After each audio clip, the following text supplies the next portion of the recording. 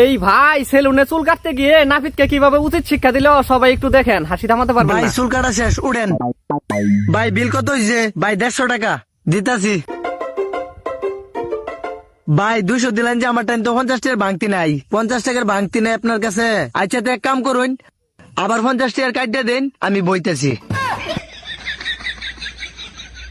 এ বেটা চুল কাট, আর 50 টাকার টাকা দিছি না তোরে। আচ্ছা ভাই কাটতাছি।